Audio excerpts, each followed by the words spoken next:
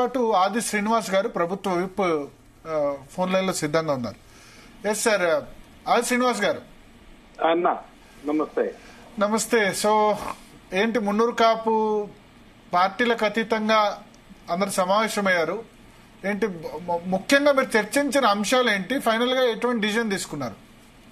అంటే ఇటీవల ప్రభుత్వము కులగణన ఏదైతే చేసిందో అందులో భాగంగా 42% రాజకీయంగా విద్య ఉద్యోగ పరులు కూడా ఇవ్వాలని చెప్పి నిర్ణయం తీసుకున్న సందర్భంలో ఇటీవల ప్రజాభవన్ లో మా గౌరవ ముఖ్యమంత్రి రేవంత్ రెడ్డి గారు సమావేశం పెట్టినప్పుడు కూడా కులాల వారిగా సమావేశం పెట్టుకుని కానీ బీసీల వారికి సమావేశం ఏమన్నా ఇంకా ఏ అవసరాలు ఏ సమస్యలు చెప్పినా చేయడానికి ప్రభుత్వం సిద్ధంగా ఉందనే క్రమంలో చెప్పిన దాన్ని దృష్టిలో పెట్టుకుని మేము పెద్దలు వి హనుమంతరావు గారి ఇంట్లో ముఖ్య అంటే పొలిటికల్ సంబంధించినటువంటి ఎమ్మెల్యేలు, ఎంపీలు, ఎమ్మెల్సీలు, ఎక్స్ ఎమ్మెల్యేలు, ఎంపీలు, పొలిటికల్ సంబంధించినటువంటి వారిని ఇంకా అనేక మంది సంఘాలకు సంబంధించిన నాయకులు ఉన్నారు. వాళ్ళు రెండో దశకు మాట్లాడాలని నిర్ణయం తీసుకొని కూర్చున్నప్పుడు సరే మీరు అన్నట్టుగా కొన్ని కులగణంలో కొంతమంది సంఖ్య తక్కువ ఉంది కదా అని చెప్పే ప్రయత్నం చేశారు. కానీ ప్రభుత్వం ఎక్కడ కూడా అధికారికి ఇంకా ఈ కులానికి ఇంత సంఖ్య అని కూడా ఇక్కడ చెప్పలేదు, ఇంకా అధికారికి ఎప్పుడు రాలేదు. కాకపోతే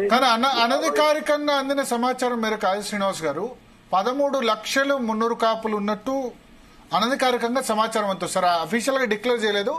అదే నేనేమంటున్నా, అనధికారికి ఏ విధంగా లెక్క వచ్చింది అసలు ఇదివరకు లెక్క పక్కగా లేదు ఎక్కడ కూడా. ఏ కులానికి మీ ఉద్దేశంలో ఎంతమంది ఉంటారు మున్నూరు కాపులు?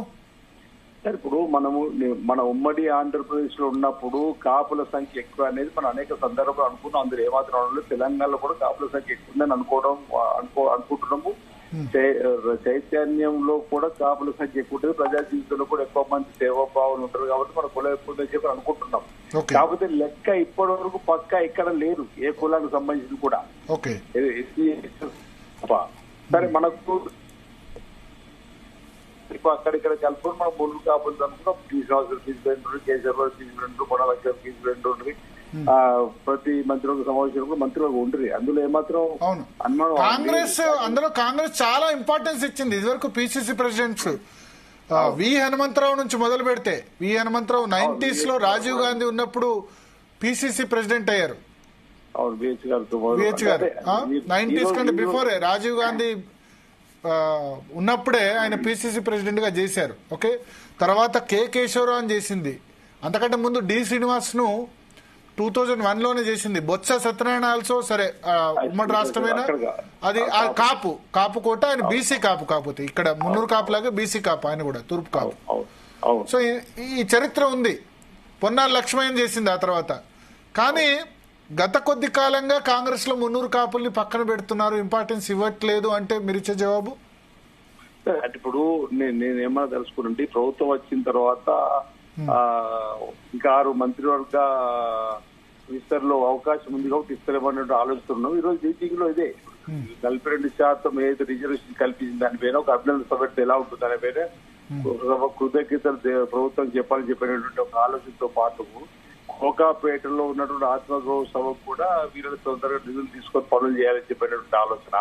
ఇప్పుడు ఎమ్మెల్సీ కూడా ఇస్తున్న క్రమంలో మున్నూరు కాపులకు ఎమ్మెల్సీ ఇవ్వాలని చెప్పిన క్రమంలో ఈ విధంగా మంత్రి పదవి కూడా అసలు మనకు ప్రభుత్వం వచ్చిన తర్వాత మీరు అన్నట్టు చెప్పినట్టుగా లేదు కాబట్టి మంత్రి పదవి కూడా మున్నూరు కాపులకు ఇవ్వాలని చెప్పని కోరుతూ తర్వాత ముఖ్య ఒక సభను కూడా పెద్ద ఎత్తున ఏర్పాటు చేసుకోవాలని చెప్పని ఒక నిర్ణయం తీసుకోవడం జరిగింది.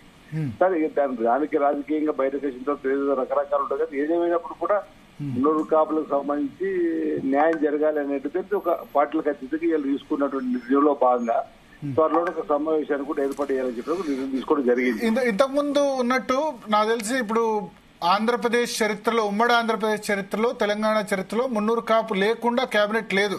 బహుశా కేసీఆర్ సమయంలో కేసీఆర్, మహమూద్ అలీ వాళ్ళిద్దరు ఉన్న బ్రీఫ్ పీరియడ్ ఒక 2-3 నెలలు ఉండి ఉంటుంది. ఆ తర్వాత ఇంతకాలం దాదాపు 18 months గా లేదు. సో మీరు మున్నూరు కాపు ప్రజాప్రతినిధే, సో ఇతర పార్టీల నుంచి లేదా కమ్యూనిటీ నుంచి కొంచెం ఒత్తిడి వస్తుంది కదా?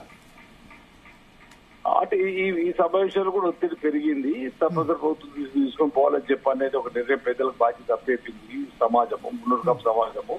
గవర్నమెంట్ దృష్టిలో కూడా ఉందనేది కూడా ప్రభుత్వంలో పనిచేస్తున్న వాళ్ళు చెప్పడం జరిగింది. ఇప్పుడు ఇటీవల నేను ఎమ్మెల్యే అయిన తర్వాత ప్రభుత్వ విప్పుగా కూడా నాకు అవకాశం కల్పించారు. సరే ప్రభుత్వ విప్పుగా మంత్రిగా ఉండాలనేటువంటి వాళ్ళు మా ఆలోచన. ఎందుకంటే ఈ వర్గానికి గతంలో ఉండి ఇప్పుడు లేకపోవడం వల్ల ఇబ్బందికరం వస్తుందని చెప్పి చెప్పడం జరిగింది.